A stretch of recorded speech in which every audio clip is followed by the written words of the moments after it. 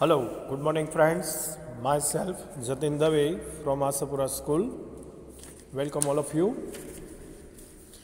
Dear students, जैसे कि आप जानते हो lesson number 15 science and technology standard 9 जिसके अंदर ये हमारा कंटिन्यू 9th वीडियो है और हम डिस्कस कर रहे हैं lesson number 15 improvement in food resources. आगे के जो प्रीवियस 8 वीडियो थे इसमें हमने sources of food, need to improvement production from the agriculture and animal husbandries, जिसके बाद article number 15.1 improvement in crop yields, जिसके अंदर हमने plant resources of the carbohydrate, proteins and fat, fodder crops, kharif crop and rabi crop and activity for the improving crop yields के बारे में बात की।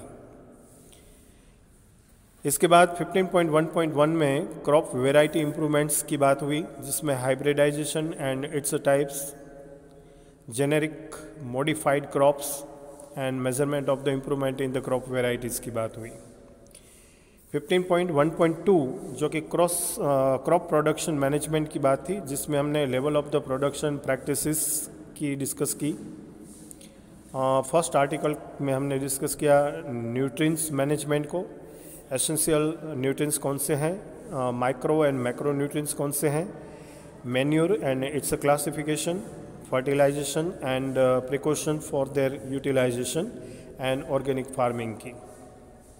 जिसके बाद सेकंड आर्टिकल को लेकर हमने इरिगेशन के बारे में डिस्कस की, kinds of the irrigation and availability of water resources.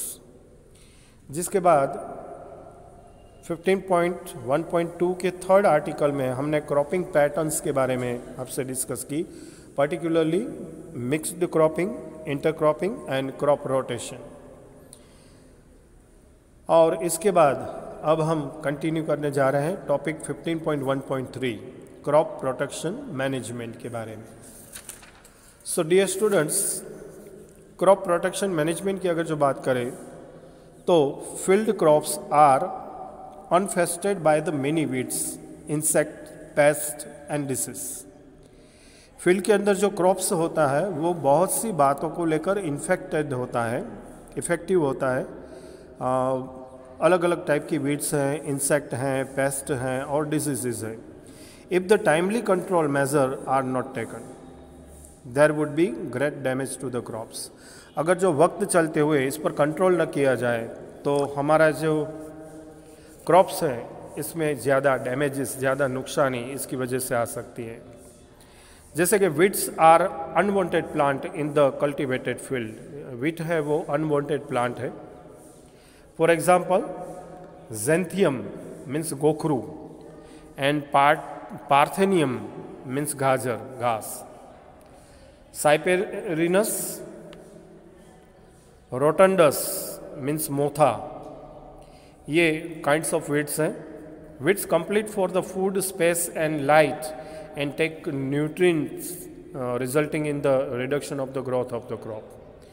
Crop के लिए जो अवेलेबल हैं उसमें से वो अपना हिस्सा ले लेते हैं, फिर फूड हो, स्पेस हो, लाइट हो या न्यूट्रिएंट्स के बारे में हो, जिसके कारण ग्रोथ ऑफ द क्रॉप हैं, जो मेन क्रॉप हैं उसकी ग्रोथ रिडक्शन इसमें हो जाती है। And for the good harvest weeds should be initially removed. तो अच्छे हार्वेस्टिंग के लिए जैसे ही वीड्स क्रिएट होता है हमें इसे रिमूव कर देना चाहिए। दूसरा है insect pest. Insect pest attack the plants in 3 ways: action on the root, stem and leaves by cutting. दूसरा sucking the cell sap from the various parts of the plant. And third boring into stem and fruits.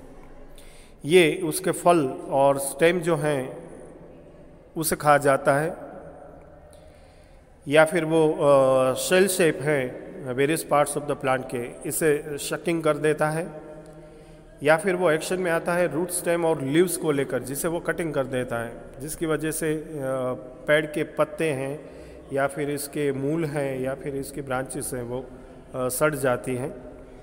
This action affect by the health of the plant, जिसके कारण plant की health है वो बिगड़ जाती है। And yield is reduce, जिसके कारण प्रोडक्शन कम हो जाती है। तीसरा है disease, different pathogens such as the bacteria, fungus, viruses cause the disease in the plant, and pathogens can be present in and transmitted through the soil, water and air. तो हवा, पानी और ज़मीन के माध्यम से डिफरेंट पैथोजेंस हैं, ये प्रेजेंट होते हैं, एंटर होते हैं प्लांट्स के अंदर, और इसके कारण अलग अलग टाइप के डिसीज प्लांट के अंदर लगते हैं या फिर वे ट्रांसमिट होते हैं एक प्लांट से दूसरे प्लांट पर। तो जिसके कारण, जिस पैथोजेंस के कारण ये डिसीज होते हैं, इसमें बैक्टीरिया, फंगस और वायरसेस मेन है, जिसके कारण प्लांट्स को डिसीज होती है। अच्छा, अब हम दूसरी बात करने जा रहे हैं खास करके इस टॉपिक के अंदर, वो है method to control the weeds, insect and the diseases. तो इसके लिए हमें यूज़ करना होगा पेस्टिसाइड्स का, include herbicides, insecticides and the fungicides. These chemicals are sprayed on the crop plants or used for the treating seeds and soil. तो pesticides का use करने के लिए, फिर वो हर्बिसाइड्स हो, इंसेक्टिसाइड्स हो या फंगिसाइड्स हो, ये केमिकल्स को स्प्रे किया जा सकता है क्रॉप प्लांट्स के ऊपर, या फिर इसे ट्रीट किया जाता है इसके साथ सीड और सॉइल को। लेकिन excessive use of this chemicals causes the environmental pollution, जिसमें ज़्यादा मात्रा में इसका यूज़ करने से इन्वायरमेंट पोल्यूशन बढ़ती है, एंड दस द हार्म्स द इन्वायरमेंट, और इसके कारण इन्वायरमेंट भी को भी क्षति होती है। दूसरा है वीड्स कंट्रोल, दूसरा है वीड्स कंट्रोल।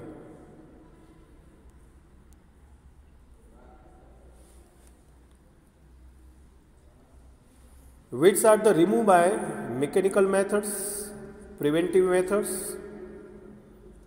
ये दो प्रॉपर मेथड हैं जिसके द्वारा मैकेनिकल मेथड या फिर प्रिवेंटिव मेथड्स का यूज़ करते हुए वीड्स को कंट्रोल किया जा सकता है।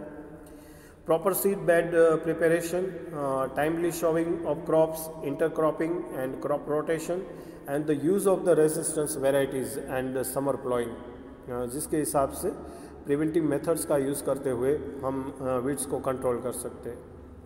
एक्टिविटी 15.1 जो कि आपके टेक्स्ट बुक पेज 209 पर है, जिसमें आपको कहा गया है कि visit a weed infested field in the month of the July और August and make the list of the weeds and insect pest in the field.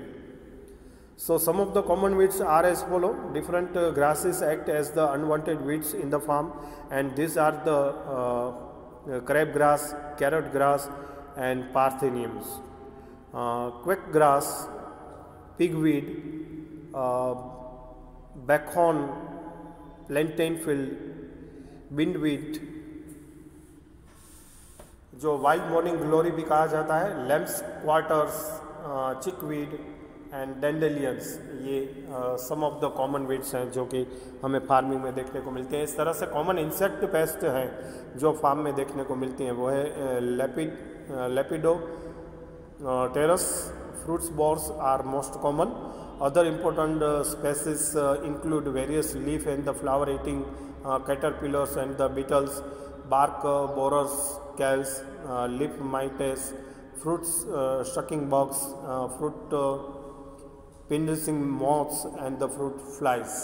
ये कुछ इंसेक्ट हैं जो कि इफेक्टिव करते हैं फ्रूट्स या फिर क्रॉप्स ऑफ द फार्म को। इसके बाद जो हम पॉइंट डिस्कस करने जा रहे हैं ये है स्टोरेज ऑफ द ग्रेन्स में। Storage losses in agriculture produce should be minimise. अच्छी तरह से स्टोरेज करने से ग्रेन्स को जो लॉसेस है एग्रीकल्चर प्रोडक्ट का, इसे हम मिनिमाइज कर सकते हैं। दूसरा factor responsible for the storage losses, ये जो इसके लिए रिस्पॉन्सिबल हैं स्टोरेज लॉसेस के लिए, ये फैक्टर हैं बायोटिक फैक्टर्स, जिसमें insect, rodents, fungi, mites and bacterias हैं। और अबायोटिक फैक्टर्स में हैं improper appropriate moisture and temperatures in the place of the storage. तो इन दोनों फैक्टर्स को ध्यान में रखते हुए हमें अपने स्टोरेज ऑफ ग्रेन्स को मेंशन करना होता है, मेंटेन करना होता है, जिससे हम अपना लॉस है इसे मिनिमाइज कर सकें।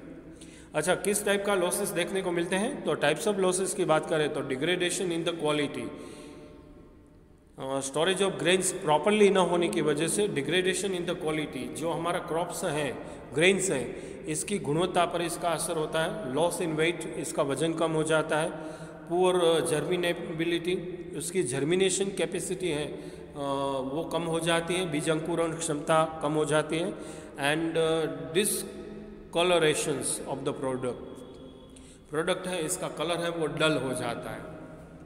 सच losses lead to poor marketability, और जब ऐसे लक्षण देखने को मिलते हैं ग्रेन्स के, तो मार्केट के अंदर इसका सेलिंग होना मुश्किल हो जाता है। And by proper treatment and by the systematic management, तो प्रॉपर ट्रीटमेंट के द्वारा और systematic management of the warehouses such loss can be prevented. तो अच्छे से वेयर हाउसेस बनाए जाए और सिस्टमेटिक मैनेजमेंट अगर जो किया जाता है, प्रॉपर ट्रीटमेंट दी जाती है, तो ऐसे बिगर लॉस से हम बच सकते हैं। आखिर में बात करेंगे प्रिवेंटिव एंड कंट्रोल मेजर्स की। तो क्या करना चाहिए हमें? पहली बात, strict cleaning of the produce before storage. Grain को स्टोरेज करने से पहले हमें क्लीनिंग ऑफ द प्रोड्यूस, हमारी जो प्रोडक्शन है उसे क्लीन करना है, और जहाँ पर हम स्टोरेज करने जा रहे हैं उस वेयर हाउस को भी क्लीन करना है। Proper drying of the produce first in sunlight and then in the shade. जो हमारे प्रॉपर ड्राइंग करना है, इसे सुखाना है सबसे पहले सनलाइट के अंदर, सूर्य प्रकाश के अंदर, और बाद में इसे शेड के अंदर ले जाना है। और तीसरा, fumigation using the chemicals that can kill pests, और पेट्स को ख़त्म करने के लिए हमें फर्मिगेशंस के लिए कुछ जो ज़रूरी केमिकल्स हैं उस केमिकल का यूज़ करना होगा। ठीक इसी तरह से आखिरी एक्टिविटीज़ जो आपको दी गई है, जिसमें आपको herbarium of cereals, pulses and oil seeds and identify the season of their sowing and harvesting के बारे में बताना है, जो कि हम आगे के वीडियो में आपको खरीफ क्रॉप और रबी क्रॉप में एक्सप्लेन कर चुके हैं। आपको याद दिला दें कि इसके बाद जो न्यू टॉपिक शुरू होता है वो है आर्टिकल नंबर 15.2, जो एनिमल हस्बेंड्री से रिलेटेड है। लेकिन ड्यू टू द कोविड-19 के चलते हुए गवर्नमेंट ऑफ गुजरात के द्वारा जो सिलेबस रिड्यूस किया गया है, उस 30% रिड्यूस के अंदर ये पूरा आर्टिकल 15.2 एनिमल हस्बेंड्री, इसे कैंसल आउट कर दिया गया है। तो इस वीडियो के माध्यम से, जो कि हमारा कंटिन्यू 9th नंबर का वीडियो था, lesson number 15 improvement in the food resources को लेकर, यहाँ पर इस लेसन को हम कंप्लीट करते हैं। उम्मीद करते हैं कि आपने सारे के सारे ऑल 9 वीडियोस देखे, सुने और समझे होंगे। साथ में हमने जो आपको होमवर्क दिया है या फिर आपको इम्पोर्टेंट क्वेश्चंस के बारे में बताया है एग्ज़ाम पॉइंट ऑफ व्यू से, उसे आपने अच्छी तरह से नोट डाउन किया होगा और आपकी स्कूल कॉपी के अंदर इसे राइट डाउन कर लिया होगा। इस उम्मीद के साथ आपका धन्यवाद करते हुए thank you very much and bye bye.